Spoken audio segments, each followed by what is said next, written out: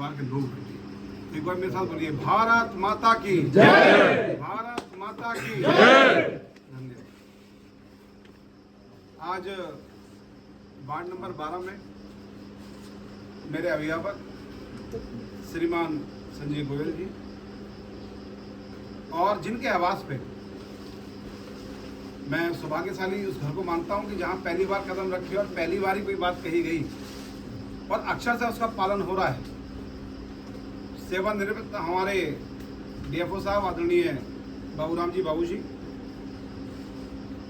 मेरे साथ में बैठे हुए बहुत ही तेज तर्रार क्रांतिकारी, जिनके बोलने के बाद मुझे थोड़ा सा अटपटा सा हो जाता है, मैं माइनस में चला जाता हूँ हल्का सा, यशपाल भाई।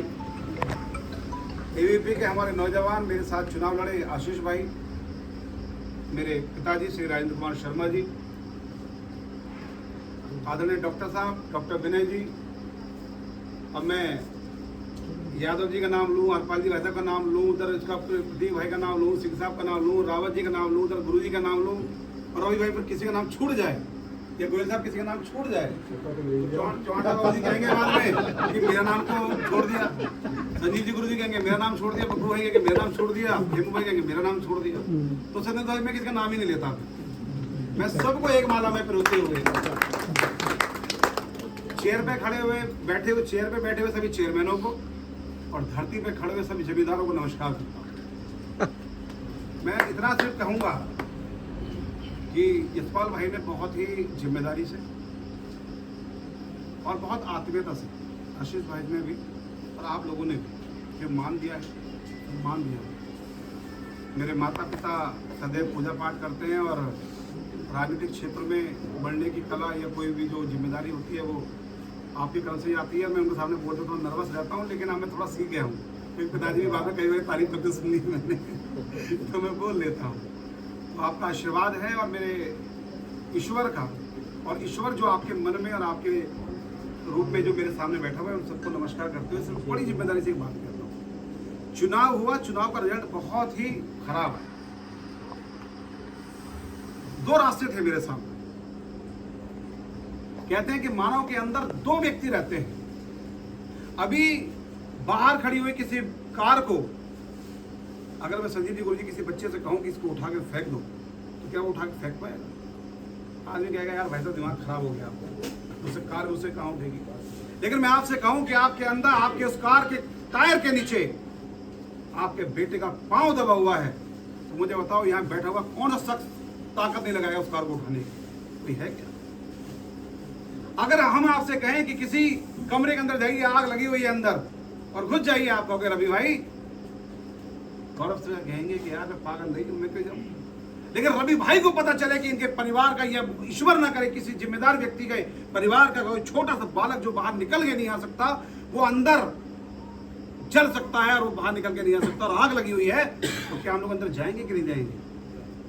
मैं आपसे बात करने आऊं, भाषण देने आया, ईमानदारी से बताइए जाएंगे कि नहीं जाएंगे? पहला व्यक्ति जो मना करता है, दूसरा व्यक्ति उसी बात को हाँ कर देता है, यानी कि व्यक्ति अंदर दो हैं।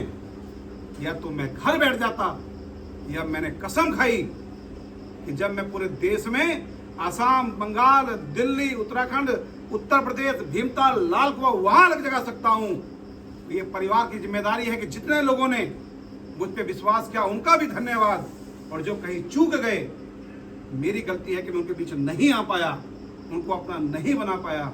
मैंने उस दूसरे व्यक्ति को चुना कि मैं उनका आशीर्वाद जीरो से शुरू करूंगा, उनका आशीर्वाद लूंगा और वो मेरा काम बोलेगा और उनका सिर पे मेरा उनका हाथ होगा। फिर मैं अगली बार ईश्वर की कृपा से जो तय होगा उस परिणाम में बात करूंगा। मैंने दूसरे व्यक्ति की बात सुनी,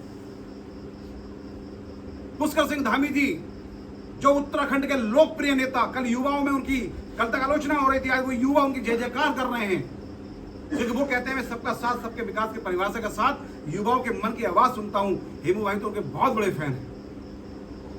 डॉक्टर साहब आज उनके लोग तारीफ कर रहे हैं। मुझे ऑफर था कि मैं सरकार से एक बड़ी जिम्मेदारी, एक चेयरमैनशिप मुझे मिल रही थी, मैं एक वन विकास निगम के अंदर एक अधिकारी बनकर बैठता है, एक बढ़िया गाड़ी मेरे पास होती, लेकिन मुझे कहा गया कि गौरव सीट सामान्य हुई है, और यशपाल भाई ने पंप पूरा लगा रखा था यहां से कि सामान्य है, मांग लो, मौका है तुम्हारे पास, सीट सामान्य, ना विधानसभा है ना तुम्हारी ब्लॉक प्रमुख लड़ सकते, ना जिला पंचायत लड़ सकते। ये तुम्हारे सामने ऑप्शन है कि अगर तुम्हारे सामने सीट सामान्य हुई तो गौरव भाई तुम्हारे लिए हुई है। यशपाल भाई सुगंध है कि ये बात हुई थी नहीं हुई थी, और इन्होंने मुझे पंप किया। मैंने अपने माननीय मुख्यमंत्री से कहा, उन्होंने कहा कि आप संगठन मंत्री से बात करिए, आप पूरे क्षेत्र में देश प्रदेश में काम करते हैं, आपकी हम लोग बातचीत करेंगे। मेरे सामने सिर्फ एक ही बात थी कि नल जो सूख रहा है बाजपुर का, जो बाजपुर विधानसभा में ना ब्लॉक प्रमुख भाजपा का है, ना जिला पंचायत भाजपा का है, न नगर पालिका का अध्यक्ष भाजपा का है, और ना ही हमारे सभासद भाजपा के बन पा रहे। मैंने सोचा कि अगर इस नल में मैं आप लोगों से मांग के 1 लोटा पानी डाल दूंगा, और अगर एक बार धामी जी के साथ जुड़कर उस नल में हमने पानी निकाल दिया आपके आशीर्वाद से, तो 2 रास्ते थे। या तो मैं देहरादून में जो मुझे पानी मिला था, ऑफर मिला था, उसको पी के आराम से लेटता, या दूसरा गुरुजी, हरपाल जी गुरुजी, दूसरा मौका ये था कि इस नल में अगर पानी निकाल दिया होता तो 511 करोड़ जो काशीपुर में आए हैं वो इस बाजपुर में बरस रहे। आज काशीपुर के अंदर जो आपके 29 करोड़ रुपए हर हफ्ते में पास हो रहे हैं, जो 511 करोड़ रुपए आ चुके हैं, इस बाजपुर मंडी के अंदर में सबसे पहले मेरे सामने जो मैंने उस दिन गुरुजी से कहा था, मेरा सबसे बड़ा लक्ष्य था कि इंदौर के तर्ज पे काम करूंगा और इस अनाज मंडी को, अनाज मंडी का नाम बदल के इस अनाज मंडी को, यशपाल भाई आपसे बात हुई थी, बाहर शिफ्ट करेंगे। और इस मंडी के अंदर चारों ओर राम द्वार होंगे जैसे किले होते हैं, और इसके अंदर एक पार्क होगा जो परिवार के साथ बैठने लायक। इस मंदिर के उस पार एक ऐसी स्थिति होगी कि सब्जी वाले भी, फल वाले भी पक्की दुकान के साथ आपको बैठे मिलेंगे, चाहे 10 रुपये का टिकट हुआ, लेकिन नेशनल फ्लैग बड़े गर्व के साथ वहां लगा होगा। और भारत के अंदर जितने महापुरुष हैं उनकी डिजिटल फोटो जो आप मुरादाबाद और बरेली में जाकर देखते होंगे रोडों पर, वो लगी होती, और हम गर्व से कहते हैं कि आइए हमारे बाजपुर में और मुस्कुराइए हमारे बाजपुर। सीना छोड़ा शायद हमारे शहर। इस तस्वीर को बदलने के लिए चुनाव से पहले और चुनाव के बाद की तस्वीर बदल गई। मैं उसमें नहीं जाना चाहता कि पुराना क्या है। मैंने तो हमेशा ये सीखा है अपने पिताजी से कि बेटे अगर खूबसूरत पिक्चर तुझे चाहिए तो थोड़ा पुराने जमाने पे हमारे विश्वास कर कि कैमरे पे पहले गुरुजी जो पहले फोटो खींचती थी तो पहले उसका क्या आता था, कैमरे से नेगेटिव आता था, और नेगेटिव जब धुल जाता था गुरुजी क्या आता था, एक सुंदर तस्वीर आती थी। और नेगेटिव कैमरे से बाहर आ चुका है, और उसके बाद जो आएगी वो सुंदर तस्वीर होगी आपके आशीर्वाद से। लेकिन उसके लिए खाली बातों से काम नहीं चलेगा। अरे सरकार हमारी है, केंद्र में राज्य में सरकार हमारी है, ऐसे ऐसे योद्धा हमारे पास हैं, यशपाल भाई, आशीष जी और हमारे राजेश जी, सारे नेता हमारे पास एक से एक योद्धा हैं। उसके बाद हम क्या अपने घर में बैठ जाएं? नहीं, ये जिम्मेदारी हमारी डबल हो जाती है कि घर में बैठने का नहीं, ये सेतु बनने का काम है, अपनी जिम्मेदारी से भागने का नहीं है। आज हॉस्पिटल की बात आती है तो जो लोग कहते हैं कि सरकार हमारी नहीं, इस शहर में आपदा आती है, जल भराव होता है भाई, तो लोग कहते हैं सरकार हमारी नहीं है। रवि भैया जब इस शुगर फैक्ट्री में मृतकों के लिए जब यशपाल भाई कह रहे थे, जब वो बात आई तो उन्होंने कहा सरकार हमारी नहीं है। अरे भाई व्यापारियों ने जब आपसे कहा अतिक्रमण हो गया, धर्मशाला में बैठक रखी यशपाल भाई, तो साहब गायब हो गए, बोले सरकार हमारी नहीं। मतलब कड़वा कड़वा थू थू। और जैसे ही साहब को पता चला कि 8 साल पहले एक सर्वे हुआ था और वो सर्वे की फाइल गौरव शर्मा और सब लोगों ने मिलकर यहाँ पास करा दी, तो कहना मीठा मीठा गप कमाल करते हो भाई। तो बाकी मुद्दे भी तुम्हारी नगर पालिका क्षेत्र में ही आते हैं।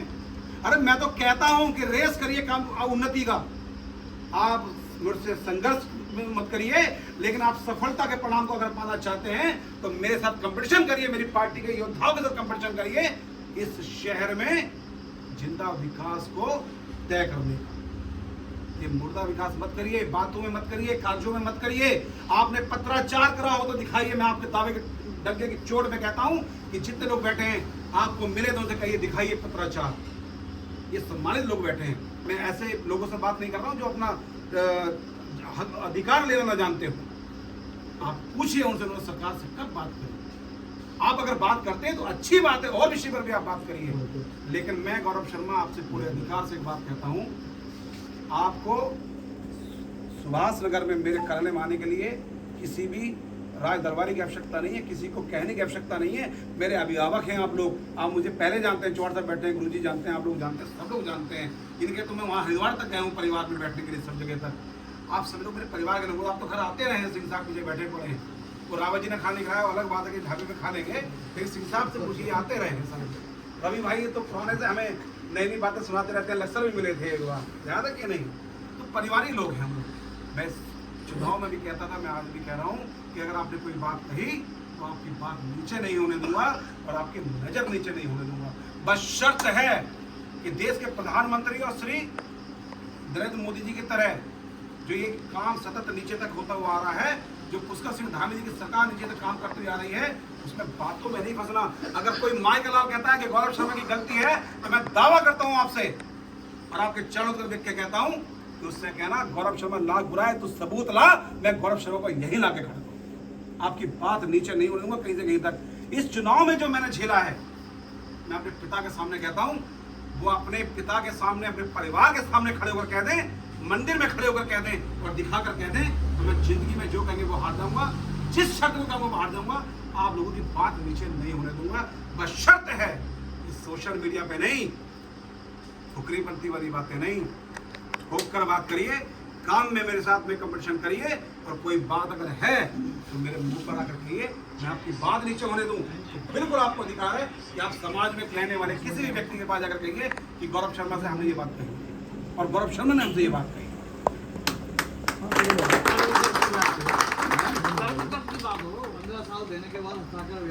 प्रशासन सब आपका है, सब आपके वोटों से है, ये राज्य की सरकार आपके वोटों से है, ये केंद्र सरकार आपके वोटों से है। और कोई अधिकारी किसी काम में भी आपको लगता है कि आप किसी भी काम में परेशान हो रहे हैं, तो मैं आपको फिर कह रहा हूँ, आज भी मैंने आप गोविंद भाई आपके मोहल्ले में कही थी, मैंने कहा अगर कोई अधिकारी यहाँ पर ऐसा नहीं है, पहली बात तो बात कर रहे हैं, क्योंकि अधिकारी बनना भी आसान नहीं होता, अधिकारी का आरोप लगाना आसान होता है।